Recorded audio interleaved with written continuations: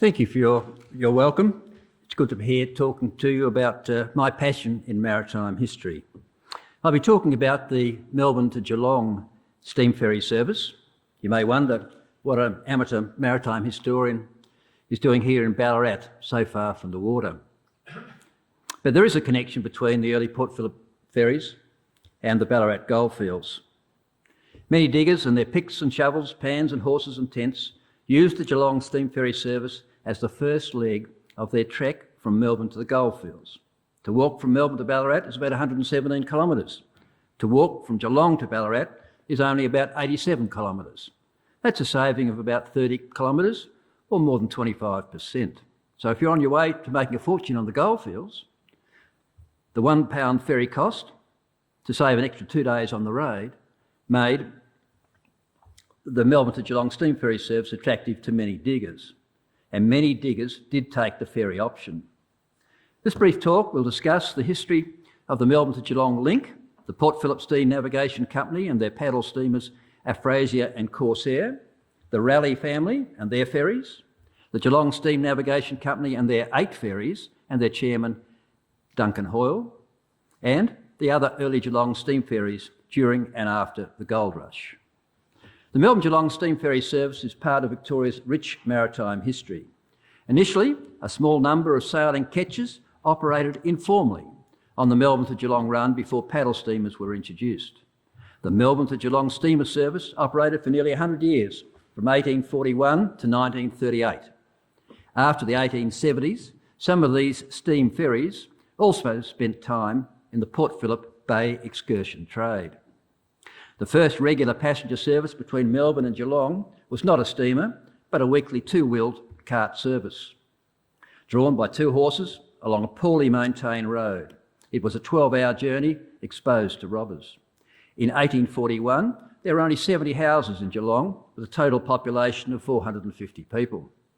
By 1851, the population of Geelong had reached 8,300 before the exodus to the Ballarat gold diggings began. Work on the privately owned Melbourne to Geelong Railway began in 1853. The railway, as far as Newport, was opened in 1857, and it was to have a major impact on the steam ferry service. Melbourne had been declared a town in 1837, and just 1 year later, Geelong was also established as a town. But 30 years later, while Geelong's population hovered around 19,000, Melbourne had skyrocketed to 500,000. Geelong's population growth had stopped, largely because large ships could not cross the sandbar into the inner harbour to dock alongside the Geelong Pier and the railway station. Melbourne was the preferred destination. Dredging operations began in 1853, and further deepening works took place in 1861 and 1866. After 40 years, an extra dredging machine was brought in from the Auckland Harbour Trust to finish the job. It was named the Hopetoun Channel after Lord Hopetoun, the state governor, who opened it amid great celebrations. After the opening of the Hopetoun Channel in 1893, ships drawing 5.4 metres could now tie up in Geelong. Australia's first railway, the Hobsons Bay Railway Company, ran from Melbourne to Sandridge, now Port Melbourne, and it was opened in 1854. The Geelong to Geelong Junction, now the Newport Station rail line, was completed in 1857. A coach then connected the Geelong passengers from Newport Station to Williamstown at the temporary Greenwich Station near the pier. Williamstown and Geelong passengers could then continue their journey from Greenwich Station in Williamstown to Sandridge by the paddle steamer Glasgow Citizen, and later in 1857 by the Comet. The final leg was then by train from Sandridge to Melbourne. Construction work on the Geelong-Ballarat Railway began in 1858 and was opened in April 1862. So from 1862 you could catch a steam train from Melbourne to Geelong and then another train from Geelong to Ballarat. A direct rail line from Melbourne to Ballarat was not opened until 1889. The Geelong steam ferries operated for 16 years before they faced any competition from rail on the Melbourne to Geelong leg. The Geelong to Melbourne steam ferry service began in 1841, just 4 years after the foundation of Melbourne. I have identified nearly 30 Melbourne to Geelong steam ferries between 1841 and 1938. Unfortunately, images are not available for all the ferries that we will mention. Before the introduction of screw propellers in 1853, all the Geelong to Melbourne ferries were paddle steamers. The first two Geelong paddle steamers were made locally in New South Wales and Victoria, but most of the Geelong ferries were built on the Clyde River in Scotland and sailed out to Port Phillip Bay with their paddle boxes and funnels stored below decks. Before 1869, they sailed out via the Cape of Good Hope, and after that, they came via the Suez Canal. I have plotted the average number of steam ferries operating between Melbourne and Geelong each year from 1841 to 1865. Typically, there were 2 or 3 ferries on the run. But in the 1850s, the Geelong steam ferry service boomed. There was a sharp, unsustainable peak of up to 8 ferries operating between 1851 and 1856, the Ballarat Gold Rush years. During this boom, competition between the Geelong ferries was fierce. Ferries jostled for limited spaces at the wharf, and price-cutting reduced saloon fares from £1 to 12 shillings and 6 pence. Both the Port Phillip and the Geelong Steam Navigation Companies had ceased to operate by late 1855. After 1865, Howard Smith and Huddard Parker typically ran 1 ferry each until 1926, when Howard Smith's Adena became the sole and last steam ferry running until 1938. Initially, a Melbourne Steam Packet Company had been established in 1840 with 800 shares of £20 each and a capital of £16,000. But they joined forces with a like-minded group of Geelong investors and increased the number of shares to 1,000 and the capital to 20,000, and renamed the company the Port Phillip Steam Navigation Company. The Port Phillip Gazette of the 28th of March 1840 described the need for and the benefits of steam navigation in the infant colony in colourful terms. It saw Port Phillip as the central port for Van Diemen's Land, Sydney, South Australia, Western Australia and New Zealand.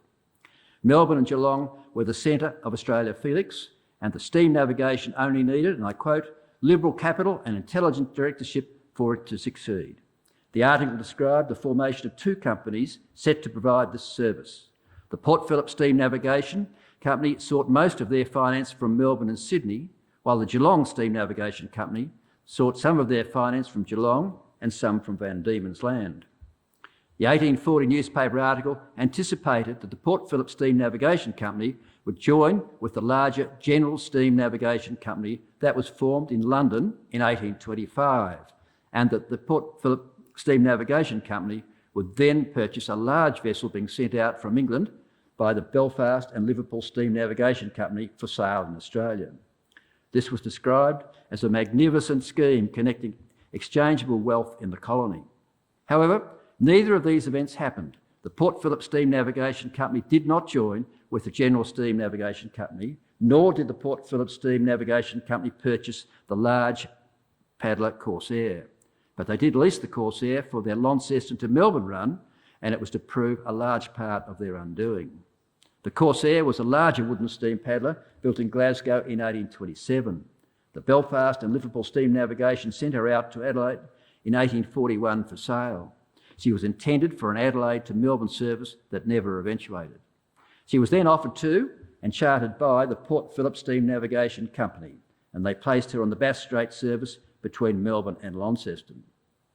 Corsair ran at a loss for the Port Phillip Steam Navigation Company, and they decided not to purchase her. In August 1842, after being withdrawn from the Launceston run, the larger Corsair was briefly placed on the Melbourne to Geelong ferry run, and it was during this time that she operated the first excursions on Port Phillip Bay. The Port Phillip Steam Navigation Company terminated their lease of the loss-making Corsair, and in 1843 Corsair was sold by her English owners to Sydney, and then she left for Hong Kong. Among the directors of the Port Phillip Steam Navigation Company, there were a number of significant players. Dr. Alexander Thompson had been a surgeon on a convict ship to Australia. He then chartered his own ship to migrate to Tasmania in 1831. His father had owned ships, and Alexander owned several steam vessels in Hobart, which he had imported and assembled and run as ferries to Kangaroo Point. Thompson followed John Batman into the new village of Melbourne before moving to Geelong in 1836, where he became the first mayor and was to serve 5 terms. He was also a director of the Geelong Melbourne Railway Company, a member of the Colonial Parliament, and a deeply religious Presbyterian who regularly conducted services. Arthur Kemmis was Secretary and Treasurer and Managing Director of the Port Phillip Steam Navigation Company, and he also acted as agent for the company. Kemmis died in 1842, aged only 36 years. His obituary in the Sydney Gazette claimed that he was the founder of steam navigation on Port Phillip, but it criticised him for his lack of success and his management of the Port Phillip Steam Navigation Company. Mr. Kemmis died after a short illness. He had initially neglected himself owing to the anxiety over the affairs of the business. He repeatedly alluded to the ship Corsair during his final illness. A third director of the Port Phillip Steam Navigation Company was George Ward Cole, who was a former Royal Navy lieutenant. After his final service in the Royal Navy in the West Indies, he was retired on half pay. Cole then engaged in such speculative trades as opium, furs and sandalwood, and he also spent some time pearl fishing. In the 1830s, he was whaling and trading out of Honolulu. In Melbourne, Cole set up as a general merchant, a ship owner, a Lloyd's agent and a politician. In 1841, at the Crown Land sale, George Cole purchased prime waterfront land in Melbourne on the Yarra River, and he built Coles, which became later Queen's Wharf. This private wharf was the centre of Melbourne's port activity, as can be seen here in S.D. Gill's 1853 print. The wharf also became the centre of Cole's own shipping interests. More than 26 vessels were registered in his name, and he also acted as agent for others. 6 of his steamers were in the Geelong trade. Arthur Kemmis and the other Sydney directors of the Port Phillip Steam Navigation Company placed an order for their first steamer, the Aphrasia. She was to be built at the Deptford shipyard on a tributary to the Hunter River in New South Wales. The company appointed Captain Henry Lawler to command their new vessel, the Aphrasia, and he was to supervise the building and rigging of the new vessel. But delivery of the new vessel, Aphrasia, was delayed by, and I quote, the drunkenness and neglect of the rascally shipwrights in New South Wales. The Port Phillip Steam Navigation Company steam paddler Aphrasia was named after Arthur Kemmis's wife, whose maiden name, Aphrasia Raymond, was the daughter of the New South Wales Postmaster General. The total cost of the Aphrasia was £7,600. Her builder, William Lowe, had built a number of Australia's early steamships, including William IV, the first coastal steamer wholly built in Australia. A replica of William IV was built and was launched by Hazel Hawke in New South Wales in 1987. On her first sea trials in Sydney, Captain Lawler wagered £50 that the Aphrasia was faster than the Kangaroo, then the fastest boat on the Parramatta River. The next day, the two boats met at the appointed time to race down the river at full speed. The Aphrasia won, then she made for the Hunter River for Coles before setting off for Port Phillip. The Geelong Advertiser of the 29th of May 1841 modestly reported that the Aphrasia was the start of a new communication with neighbouring settlements and was a new era in the destiny of Geelong, which was becoming the finest district in the southern hemisphere. The Addy continued that beautiful Aphrasia was to have her maiden trip on the Queen's birthday and ply all day around the port with a select party on board under Captain Lawler. She had impressive accommodation for passengers. Her cabins were splendidly fitted up, particularly the state cabin. In July 1841, the Aphrasia left Geelong on her first trip to Melbourne, amidst the plaudits of hundreds of spectators, and she made the passage in 5 hours. The inhabitants of Geelong were so beside themselves, they honoured the Aphrasia with a feu de joie, a bonfire of musketry. The Port Phillip Steam Navigation steam paddler Aphrasia was the first regular scheduled Melbourne to Geelong steam ferry. Initially, she had a monopoly on the Geelong trade. She departed Geelong Monday, Wednesday and Friday, and returning the next day and resting on Sundays.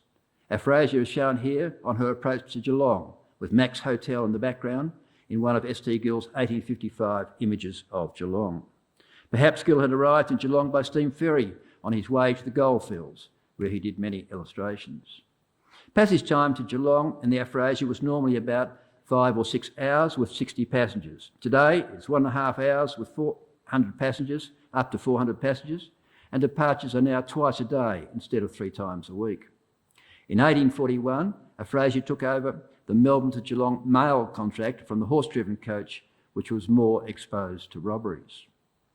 In 1841, the directors of the Port Phillip Steam Navigation Company purchased the London-registered sailing ship Samuel Cunard as a store ship depot to support the Aphrasia. The Samuel Cunard had been built at New Brunswick in 1827, when Samuel Cunard was a highly successful entrepreneur in Halifax, but it was not until 1840 that Samuel Cunard's first transatlantic steamer, Britannia, laid the foundation of his still famous Cunard line of steamers. The Port Phillip Steam Navigation Company also built a new jetty at Williamstown to support the Aphrasia. In 1841, the Aphrasia was performing to everyone's satisfaction. The Aphrasia was insured for £6,000 at the premium 4.5% for 6 months. The company deed required full insurance on their ships, but they moved to alter this requirement, as fire was now considered the only risk on the bay. James Simpson, the police magistrate of Melbourne, was appointed managing director of the Port Phillip Steam Navigation Company, replacing the late Arthur Kemmis. In January 1845, Aphrasia's departure times were altered so she could continue to carry the mails to Geelong. But on Wednesday, the 26th of February 1845, the Sydney Morning Herald reported that the Port Phillip Steam Navigation Company was about to be dissolved. And in April 1845, advertisements appeared offering for sale by auction the Port Phillip Steam Navigation Company steamer, the Aphrasia, and their store ship, the Samuel Cunard. In June, all their buildings on the Geelong wharf were also auctioned. The Geelong Advertiser of the 30th of April 1845 advised that the Aphrasia was to make her last voyage to Melbourne before being offered for sale and knocked down to the highest bidder. The Port Phillip Steam Navigation Company had failed after just 5 years, before the rush to the Goldfields and before any competition from the railway, which had not yet been built. Despite the satisfactory performance of the Geelong Ferry Aphrasia, they were not able to recover the losses that they had incurred by chartering the large paddler Corsair for the Geelong to Launceston run. In July 1845, ownership of the Aphrasia was transferred from the now defunct Port Phillip Steam Navigation Company to Joseph Raleigh. Joseph Raleigh and his sisters, Rachel and Sarah, were to own 3 steam ferries that ran between Melbourne and Geelong. Joseph Raleigh had left England in 1843 as a bankrupt merchant and an outcast Quaker. But Raleigh and his sisters became extremely active in the Port Phillip district. He was enterprising, competitive and generous. He made a significant contribution to early Victoria. In just 9 years before his death in 1852, Raleigh had large land holdings at Maribyrnong. He owned Raleigh's Punt across the Maribyrnong River and Raleigh's Wharf next to Coles Queen's Wharf on the Yarra River, and he owned several steamboats. He also established Raleigh's boiling down works at Yarraville, and he leased several sheep runs. Not bad for a bankrupt outcast Quaker. In early 1845, the same year Joseph Raleigh purchased the Geelong steamer Aphrasia, he purchased one of 3 private Yarra River wharfs downstream of Queen Street, next to Captain George Wood's Coles Wharf. Raleigh's Wharf became a busy landmark. After he took over the steamer Aphrasia in 1845 from the defunct Port Phillip Steam Navigation Company, Joseph Raleigh reduced the fares to Geelong, and he hoped that the public would support him. Raleigh now only charged 6 shillings for horses. The charge had been £1 10 shillings in 1841. In 1854, 13 years after her launching, the original Melbourne to Geelong steam ferry Aphrasia was still doing good business with enormous cargoes. She usually carried 180 people, many of them bound for the Ballarat diggings, with their spades, pickaxes, tin dishes and other tools.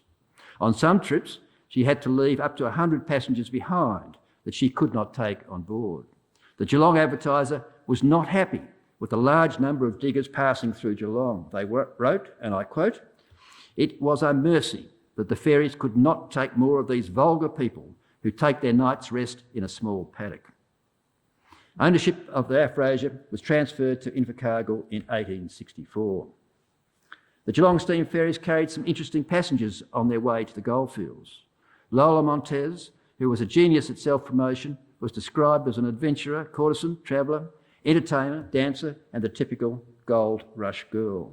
She had attended the Californian Gold Rush for 5 years, where she performed her Spanish spider dance. She reached Sydney in 1855, and after her performing in Melbourne, a court action sought to have her performance banned.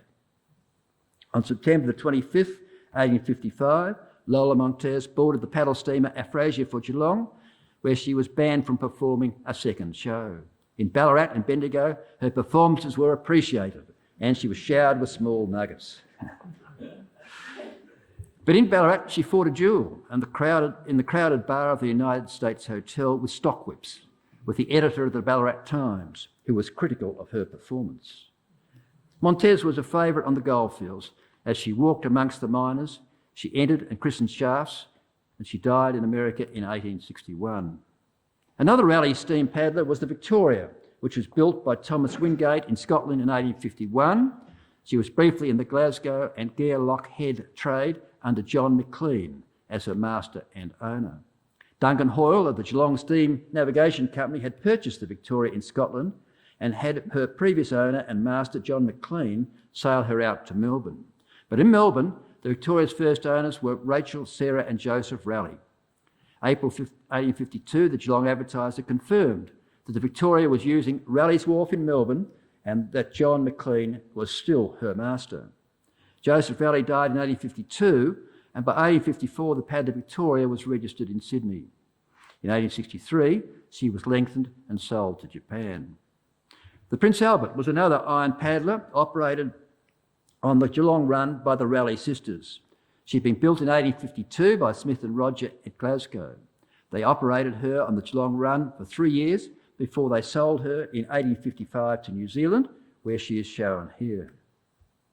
The paddler Prince Albert was then sold to Hong Kong in 1863 and then to India, where she is shown here ashore as a government steamer in West Bengal in 1877. The Geelong Steam Navigation Company. The Geelong Steam Navigation Company was formed at a meeting that took place in the council chambers in Geelong on the 8th of March 1852. Mr Duncan Hoyle was in the chair. The company was formed to trade from Geelong to Melbourne, Sydney, Adelaide and Van Diemen's Land. The capital of the company was to consist of 2,000 shares of £25 each, making a sum of £50,000. The chairman, Duncan Hoyle, stated that Geelong needed a vessel in the bay trade with 70 to 80 horsepower screw propellers rather than paddles and not exceeding 200 tonnes. Hoyle recommended that the capital of the company be increased to £100,000 to compete with the Hunter River Steam Navigation Company and others. Just 1 month after the March 1852 meeting, Duncan Hoyle left to return to England on board the ship Admiral to purchase vessels for the newly formed Geelong Steam Navigation Company. Within 8 months of the founding of the meeting, the Geelong Steam Navigation Company had purchased the iron paddle steamer P.S. Dundon, which had been built for the Caledonian Railway Company in 1852. She was renamed the paddle steamer Geelong. Weeks later, in November 1852, under the command of Captain John McLean, who had sailed out the Victoria earlier in the year, the paddle steamer Geelong was lost in the Bay of Biscay on her delivery voyage out to Australia. She had lost her rudder in heavy seas, but the crews crossed safely to another vessel just 30 minutes before the paddle steamer Geelong sank. In March 1853, the Geelong Steam Navigation Company purchased the iron screw steamer Kira from the CSR in Australia as a replacement for the lost paddle steamer Geelong. Built in 1851, the Kira did the Geelong run for almost just over a year until she was sold in 1854. Kira was the first screw steamer built overseas for an Australian owner. She had arrived in New South Wales in 1846 and was initially used on the Wollongong run. Kira conducted trials with the patented boomerang propeller designed by the surveyor Sir Thomas Mitchell, better known for his exploration on land. In March 1853, a year after the first meeting to establish the company, the Geelong Steam Navigation Company issued a prospectus to increase the capital of the company from £50,000 to £60,000 in 600 shares of £100 each. The increase in capital was to allow the Geelong Steam Navigation Company to purchase or build steam vessels of superior power and tonnage. Many of the leading citizens of the district attended the meeting to increase the capital of the Geelong Steam Navigation Company. They included James Harrison, the founder of the Geelong Advertiser and the inventor of the ice-making machine; John Miles, MLC of Victoria, a prominent farmer and storekeeper; Edward Wills, a pastoralist, a member of the Provincial Committee of the Geelong and Melbourne Railway Company, and a trustee of the Geelong Grammar School. The chairman of the March 1853 meeting to expand the Geelong Steam Navigation Company was the Mayor of Geelong, James Cowie. Cowie had arrived in Port Phillip in 1840, where he opened a shipping agency and took a lead in introducing steamers to the Geelong trade. Cowie also helped to establish the Geelong Chamber of Commerce, and he was a member of the Provincial Committee of the Geelong and Melbourne Railway Company. Cowie was later to be in dispute with his fellow directors over the ownership of the paddle steamer Glasgow Citizen. In 1853, Duncan Hoyle purchased the paddle steamer Glasgow Citizen in Scotland for the Geelong Steam Navigation Company, and she was sailed out and was registered in the Port of Geelong under the name of James Cowie, Managing Director of the Geelong Steam Navigation Company. To publicise the Glasgow Citizen's arrival in Port Phillip in November 1854, the Geelong Steam Navigation Company ran their crack new steamer on a day-long pleasure trip of no ordinary character to Queenscliff. Initially, the Geelong Steam Navigation Company operated the Glasgow Citizen on the Hudson's Bay to Williamstown run. And note the horse in the bow on the picture before you. They transferred her to the Melbourne to Geelong run late in 1854 and shortened her popular name to the Citizen without noting that on the registration, where she remained as the Glasgow Citizen. The Citizen is shown here in 1857 on the left at the steam packet wharf in front of Mac's Hotel in Geelong. In 1861, after 7 years in the Geelong run, the Citizen was sold at auction after a dispute over her ownership in the Vice Admiralty Court. James Cowie, who was the Managing Director of the Geelong Steam Navigation Company and who had been acting as her manager, sought sole possession of her on the grounds that she was registered in his name. Soon after her sale, the Citizen was lost in 1862, carrying gold miners to New Zealand. The next steamer purchased by Duncan Hoyle for the Geelong Steam Navigation Company was the Iron River paddle steamer Melbourne. She had been built in Glasgow in 1852 as the Helensburgh for the Caledonian Railway Company on the Clyde and was sailed out to Port Phillip in 1853. After less than a year on the Geelong run, the Melbourne was sold and registered to Francis Cadell of Gooley, South Australia, as part of Cadell's line of Murray River steamers. In 1859, she was wrecked on the sandbar at the mouth of the Murray River. Apart from running Murray River steamers, Francis Cadell had many roles. He was also a sea captain, a blackbirder, and a sandalwood trader. The Geelong Steam Navigation Company, despite its stated preference for screw steamers, then ordered another Scottish iron paddler from Scott and Sons. She was modestly named the Duncan Hoyle by Duncan Hoyle, and she was launched in 1853. She cost something more than £16,600. The Duncan Hoyle was built on the Clyde expressly for the Geelong Steam Navigation Company and for the Geelong and Melbourne trade. In July 1853, the Geelong Advertiser described the wholesome competition between the steamers in the Geelong and Melbourne trade. They were helping the port and they were dispersing unemployed crowds in the capital over the country and to the goldfields. There were then 5 vessels on the Geelong service, and at least 2 of them were running double trips. The travelling public was well provided for before the railway was opened. The Geelong Advertiser welcomed new vessels, but did not think it right to record the result of the races that took place between the various boats. But races between the ferries did take place and bets were placed. This article described a number of people assembled on the Geelong wharf to witness Duncan Hoyle and the Victoria, owned by the Raleigh sisters, heading out together at 11 o'clock in the morning and racing towards the ship channel in October 1853. The steam paddler Duncan Hoyle attracted some attention during her short working life on Port Phillip. In October 1853, a man fell overboard from her and suffered lunacy from the shock, but he was released after treatment from the assistant colonial surgeon. In March 1854, the captain of the Duncan Hoyle was convicted of illicit grog selling, and he was fined 10 shillings. In August 1854, His Excellency, accompanied by Lady Hotham and other members of his party, were escorted on board the Duncan Hoyle by the Mayor of Melbourne. The band arrived late but played Rule Britannia, with hearty cheers from the ships in Hobson's Bay. The Duncan Hoyle had been placed at the Governor's disposal and provided a splendid luncheon, and the cabin of the steamer was decked with evergreens, lilac and orange blossoms. Vases of flowers imparted a fragrance and freshness to the steamer. On reaching Geelong, guns were set forth the Viceroyal salute, and there were gay banners and triumphant arches, all combined to impress the distinguished visitors with the importance of the town and the loyalty of its inhabitants. The Duncan Hoyle had made the journey in exactly 4 hours. On another happy note, in November 1854, the Duncan Hoyle carried Catherine Hayes, the charming Irish songstress, to Geelong. She was received by a large concourse of people who cheered her loudly, and she came on shore leaning on the arm of his worship the Mayor.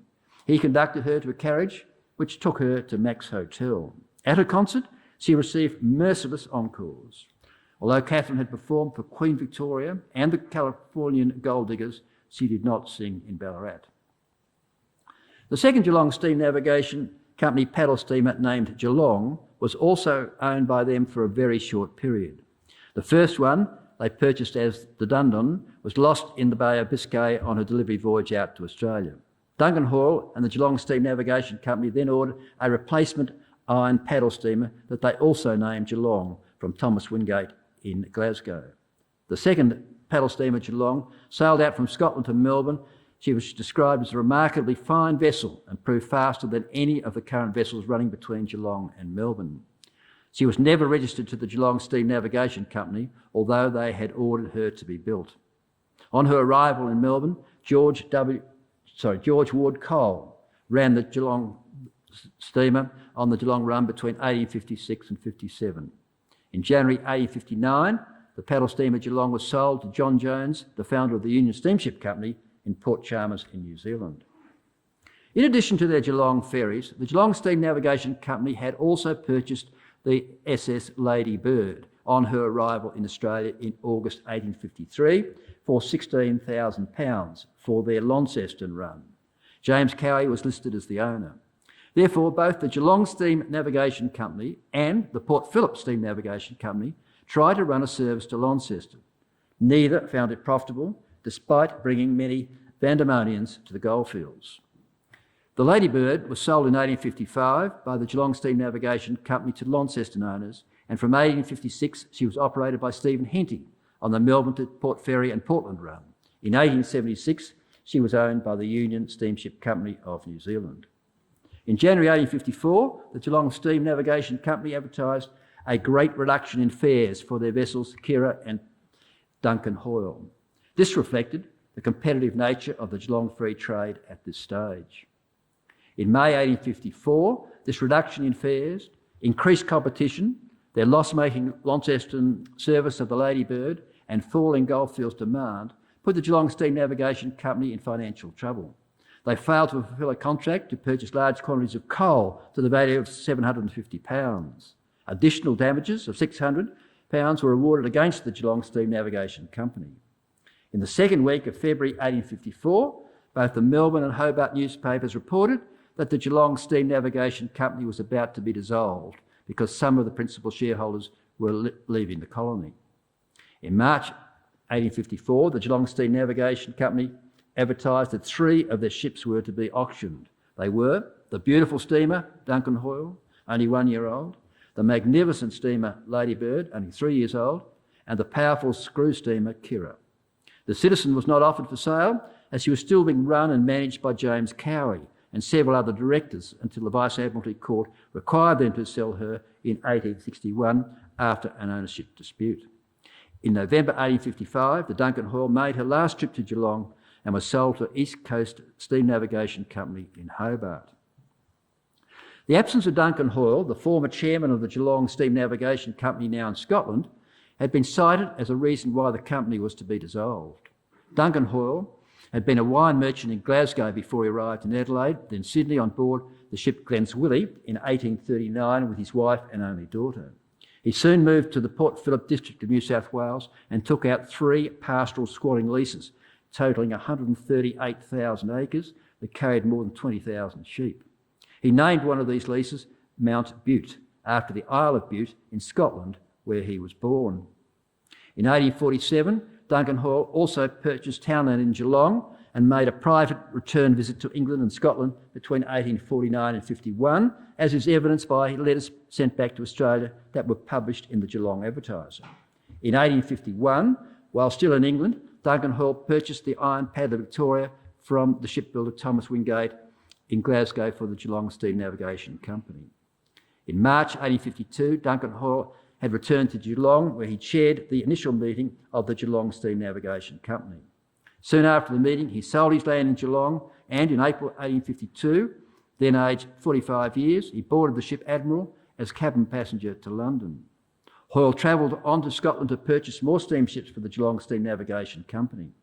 Duncan Hoyle had made his money as a squatting pastoralist in Port Phillip, and in 1854, he purchased the Kames estate on the Isle of Bute in Scotland, where he had been born.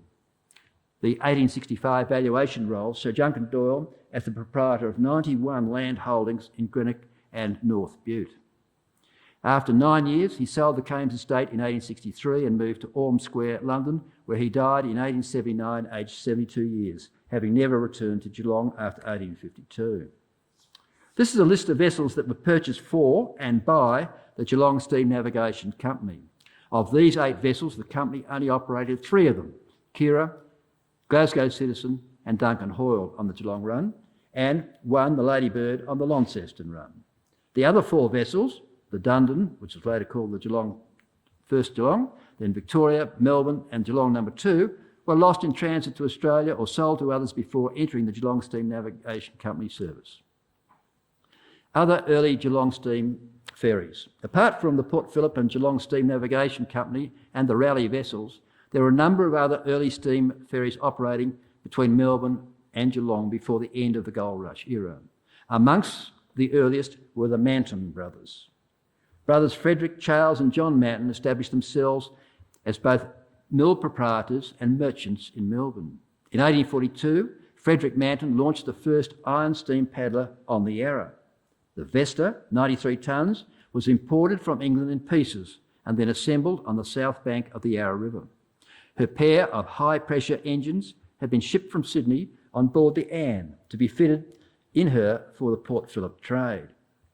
The Vesta was initially operated on the Melbourne to Williamstown run on weekdays and then to Geelong on Sundays.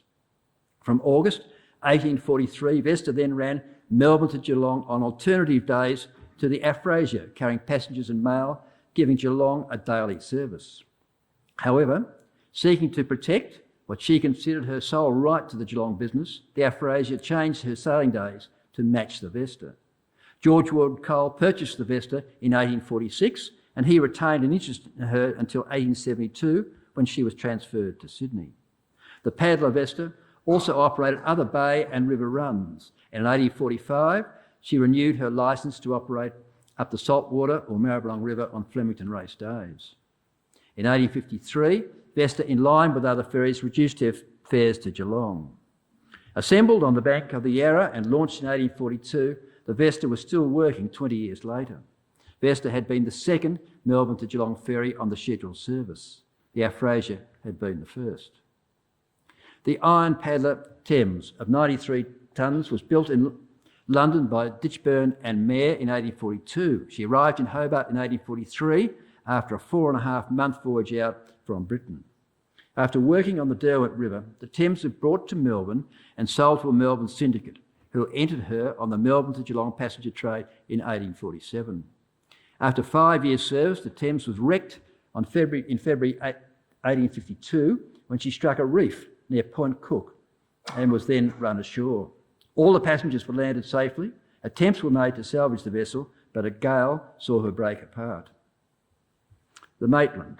The wooden paddle steamer Maitland, 140 tonnes, was built in New South Wales in 1837. She could sit 18 people at dinner, and great attention had been paid to ventilation in the 2 ladies' cabins that allowed for quiet retirement.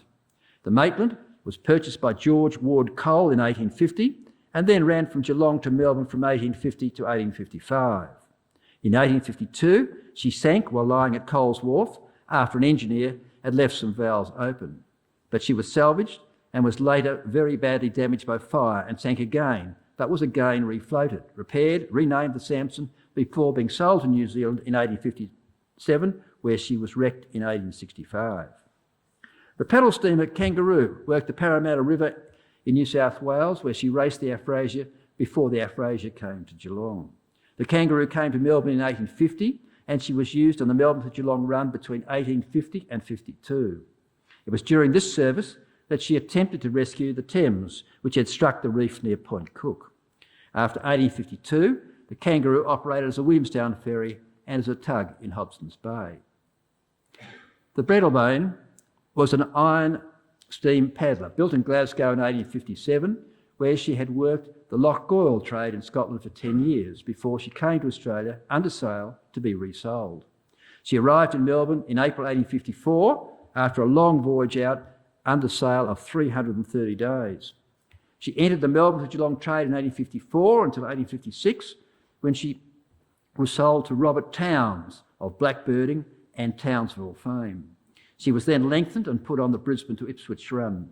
She later ran as a Sydney Manly ferry and was broken up in 1882.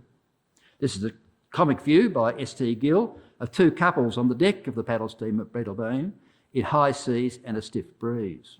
One couple is fighting the listing ship to get into the cabin. It's quite probable that Samuel Thomas Gill travelled on board the Breadalbane from Melbourne to Geelong, where he did a series of drawings in 1854 before going to the Goldfields. The wooden steam passenger paddler Shandon, 186 tonnes, was built by John Wood and Co. in Glasgow in 1839. She arrived in Melbourne in April 1854 after a voyage out under sail of 140 days. She was owned and commanded by Captain John Anderson, and her registration remained in Glasgow. Soon after arriving in Port Phillip, the Shandon began in the Geelong trade for 4 years.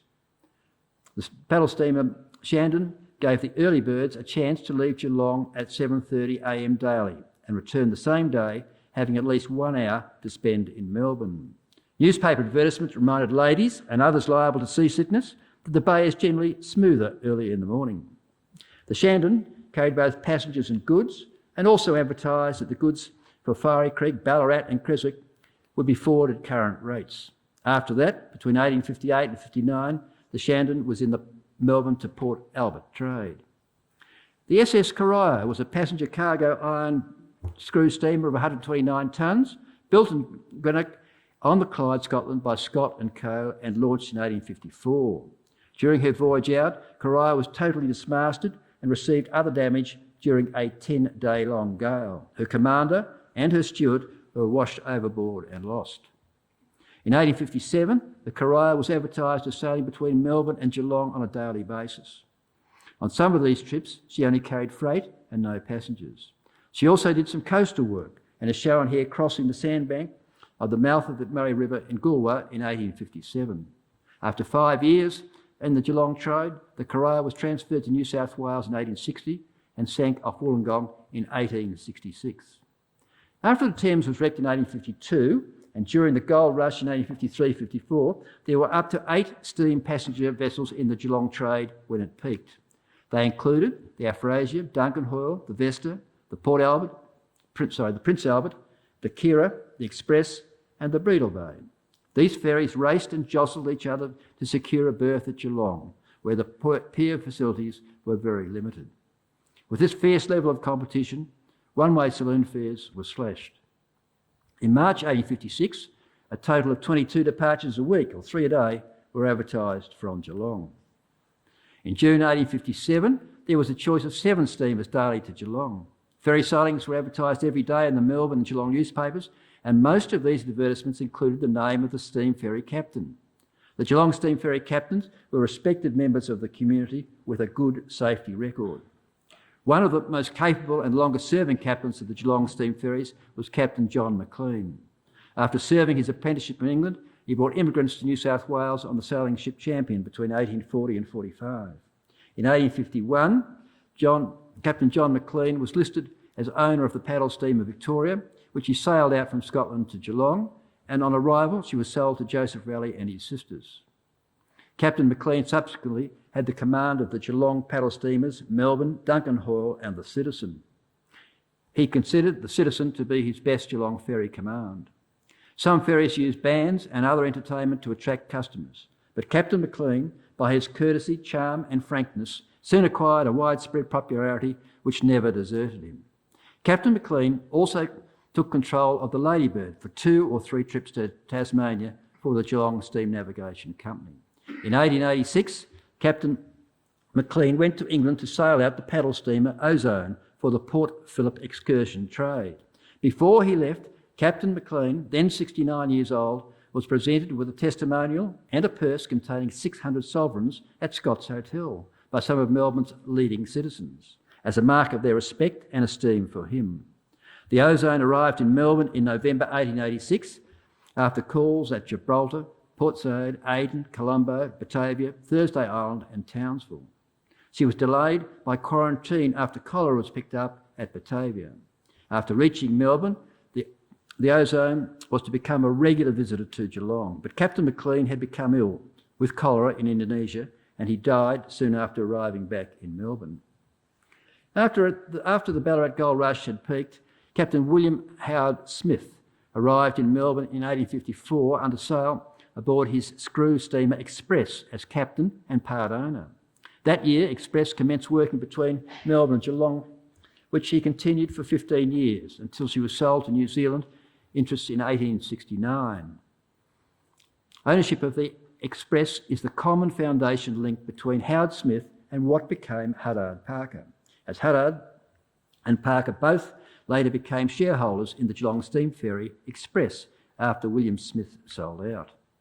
Following the success of the Express on the Melbourne to Geelong service, Captain William Howard Smith and his partners purchased the screw steamer William Miskin as an additional ferry on the same run. She carried passengers but was mainly used to carry freight and to and from Geelong.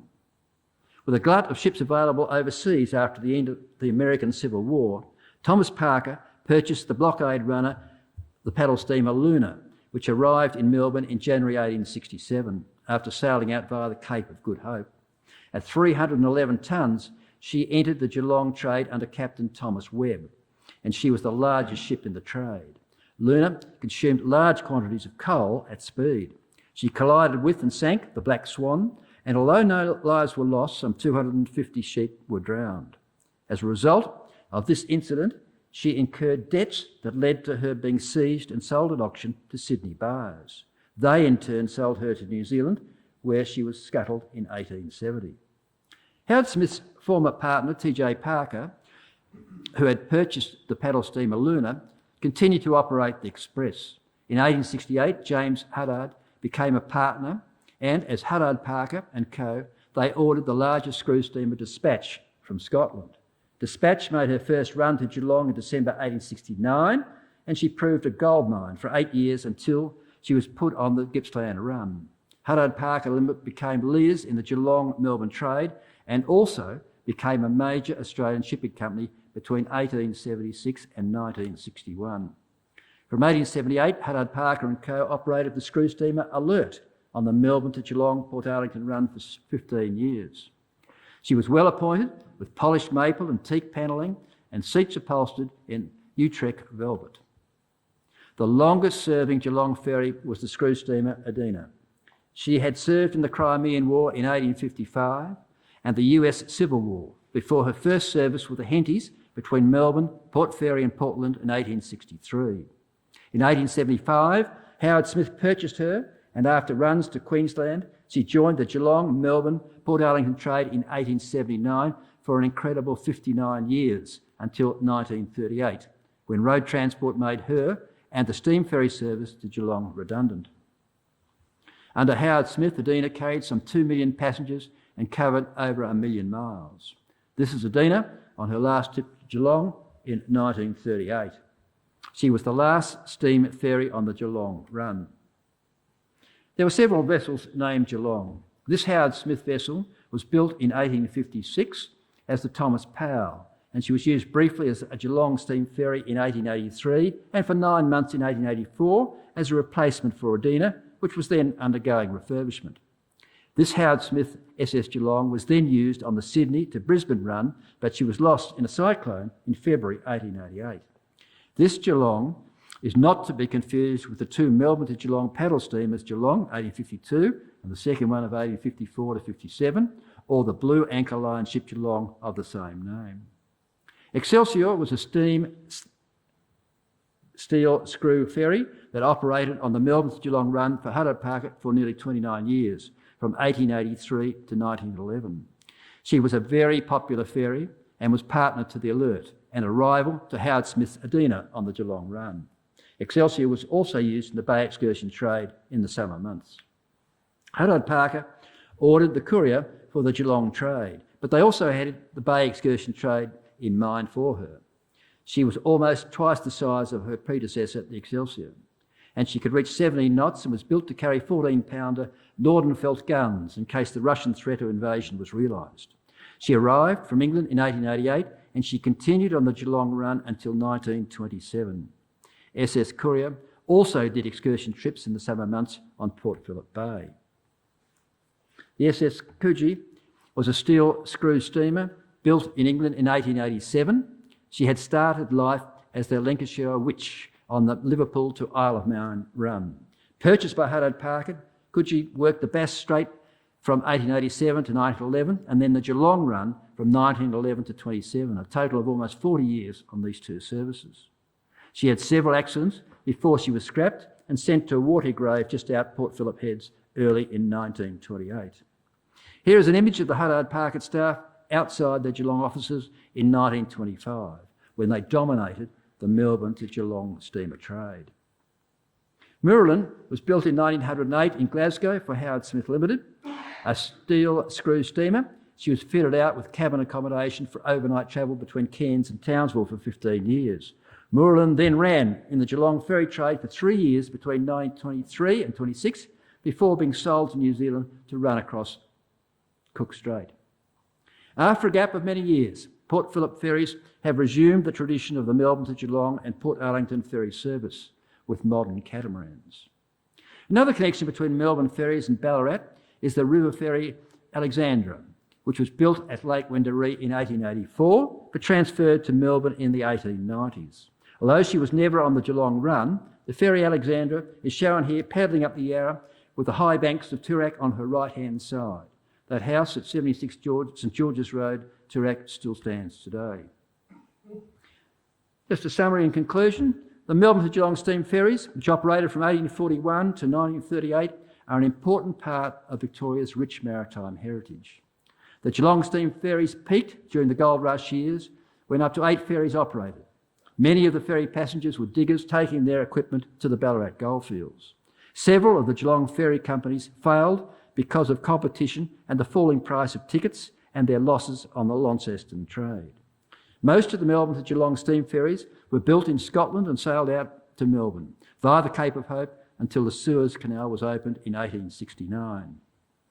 Just to recap, the main Geelong steam ferry owners were the Port Phillip Steam Navigation Company with Arthur Kemmis, Alexander Thompson, George Ward Cole, and Cole in his own right, the Geelong Steam Navigation Company with Duncan Hoyle and James Cowie, Joseph, Rachel and Sarah Raleigh, Charles John and Frederick Manton, William Howard Smith and Huddard Parker. Most of the Geelong ferry owners were significant players in the early days of Melbourne and Geelong. The Geelong steam ferry captains were respected members of the community and they maintained an excellent level of safety. It's pleasing to see that the ferry services to Geelong has now been revived. And like my granddaughter, I believe in ferries. Thank you very much.